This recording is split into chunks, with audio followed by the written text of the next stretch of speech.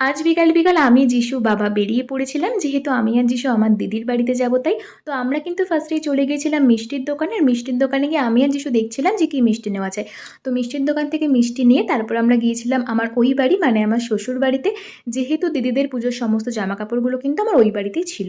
তো ওই বাড়ির থেকে জামা কাপড় নিয়ে তারপর আমরা বেরিয়ে পড়েছিলাম। আর আজকের আকাশটাকে দেখো কত সুন্দর লাগছিল, দেখে মনে হচ্ছে পুজো চলে এসেছিলো। তো তারপর আমরা দিদির বাড়িতে পৌঁছে গেলাম। আর দেখো দিদির সাথে আমি এখানে ইয়ার্কি করছিলাম, গল্প করছিলাম। তো অ্যাকোয়ারিয়ামের মাছটাকেও দেখো কত সুন্দর লাগছিল। তারপর দিদি আমাদের জন্য চা করেছিল আর আমরা এখানে সবাই মিলে বসে বসে চা খাচ্ছিলাম, গল্প করছিলাম। তারপর আমার জামাইবাবু আমাদের জন্য ফুচকা এনেছিল। তো আমরা এখানে সবাই মিলে বসে বসে ফুচকা খাচ্ছিলাম। তারপর বর্ষার করা সমস্ত পেইন্টিংগুলো আমরা দেখছিলাম। আর দেখো কত সুন্দর পেইন্টিং করেছিল। আর তারপর আমরা সবাই মিলে এখানে মোমো খাচ্ছিলাম। তারপর আমার দিদি আর যিশু মিলে লুচি ভাজছিল। তো আমরা ডিনার করেছিলাম লুচি, চানা মশলা আর ডিম কষা দিয়ে। তো এই ছিল আজকের শর্টস। দেখা হচ্ছে নেক্সট ভিডিওতে। সবাইকে টাটা।